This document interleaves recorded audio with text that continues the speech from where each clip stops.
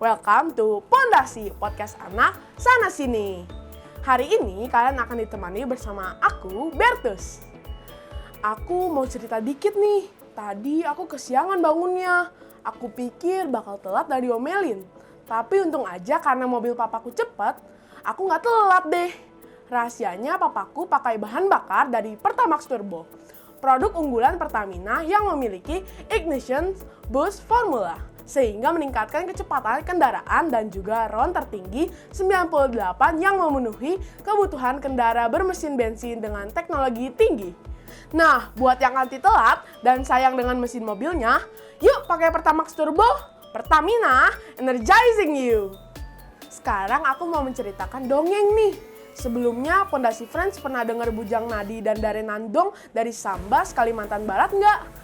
Kali ini aku mau menceritakan sebuah legenda, Bujang Nadi dan Dare Nandong. Pada zaman dahulu, ketika keturunan sultan sedang pergi berburu ke hutan, ketika sedang asik berburu, tetapi bukan buruan yang didapatkan. Tiba-tiba rombongan dikejutkan dengan tangisan suara bayi. Semua rombongan berpikir, di hutan belantara seperti ini, dari mana asal suara tangisan bayi itu? Ujar keturunan sultan. Keturunan sultan langsung memberikan perintah kepada seluruh prajurit yang ikut berburu untuk mencari dari mana suara bayi berasal. Setelah sekian lama mencari, ternyata suara bayi itu berasal dari rumpun bambu. Prajurit langsung diperintah untuk menebang pohon bambu tersebut. Tanpa diduga dan disangka, semua rombongan dikejutkan dengan kehadiran seorang bayi yang berasal dari salah satu ruas pohon bambu. Tanpa pikir panjang, didampingi dengan perasaan panik, keturunan sultan yang memimpin kegiatan berburu langsung memberikan perintah kepada seluruh anak buahnya untuk membawa bayi yang ditemukan di dalam bambu tersebut dibawa ke istana. Secara kebetulan, sultan juga belum mempunyai anak. Jadi bayi yang ditemukan di hutan langsung diangkat oleh sultan untuk menjadi anaknya dan diberi nama Tanunggal. Mengapa bayi yang ditemukan dalam rumpun bambu tersebut diberi nama Tanunggal? Pada zaman dahulu, setiap keturunan sultan pasti dipanggil dengan sebutan Tan. Kebetulan, bayi yang ditemukan di dalam rumpun bambu tersebut memiliki gigi yang aneh kalau dibandingkan dengan manusia biasa atau manusia normal. Dari rahang kiri sampai rahang kanan, gigi bayi tersebut menyatu seolah-olah hanya memiliki satu gigi atau sering disebut dengan gigi tunggal. Padahal kalau manusia biasa, giginya tidak mungkin menyatukan atau terdiri dari beberapa buah gigi. Sehingga bayi tersebut diberi nama Tanunggal. Tanunggal dibesarkan di lingkungan Istana Sambas layaknya seperti anak sendiri. Sehingga Tanunggal menjadi tumbuh dewasa dengan gagah berani dan dipercaya akan menggantikan posisi bapaknya, yaitu Sultan Sambas, memimpin kerajaan Sambas. Pada saat Tanunggal memerintah kerajaan Sambas, dia menyunting rakyat biasa menjadi istrinya dan dikaruniai 2 orang anak, yaitu laki-laki dan perempuan. Yang laki-laki diberi nama Nadi dan yang perempuan diberi nama Nandong. Dalam kebiasaan masyarakat Sambas, biasanya anak laki-laki sering dipanggil dengan sebutan Bujang dan yang perempuan dipanggil dengan sebutan Dare. Maka jelaslah anak tersebut dipanggil dengan Bujang Nadi dan Dare Nandong. Pada saat Tanunggal berkuasa di Sambas, Raja Tanunggal terkenal dengan raja yang kejam karena sifatnya yang sombong dengan rakyat. Dia memimpin dengan sewenang-wenang.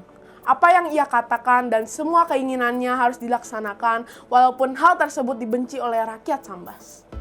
Banyak hal yang terjadi sehingga Tanunggal dikatakan raja yang kejam dan zalim. Pernah pada suatu saat rakyat Sambas digemparkan dengan kejadian yang sangat mengejutkan.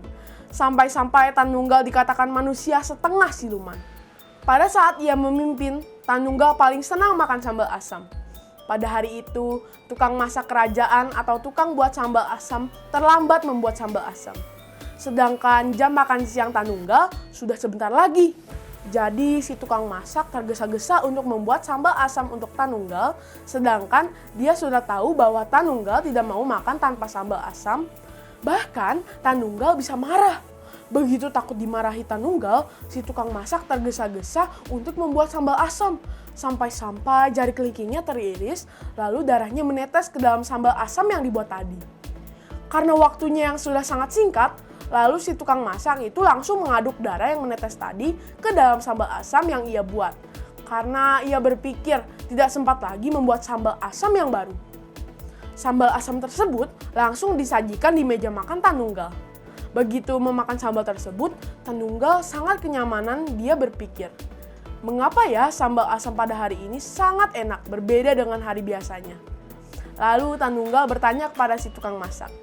Si tukang masak pun tidak berani untuk berbohong. Ia menceritakan bahwa sambal asam itu sudah bercampur dengan darahnya sendiri. Semenjak kejadian itu, Tanunggal memerintahkan kepada tukang masak setiap kali membuat sambal asam harus dicampur dengan darah manusia.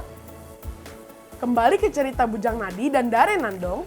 Pada masa hidupnya, Bujang Nadi sangat suka memelihara ayam jago dan Dare Nandong paling suka untuk menenun kain sampai-sampai dia pernah mendapatkan hadiah berupa mesin tenun yang berlapis emas.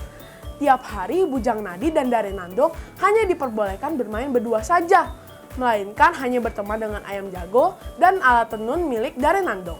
Karena Tanunggal sangat membenci mereka jika dia berteman dengan rakyat biasa.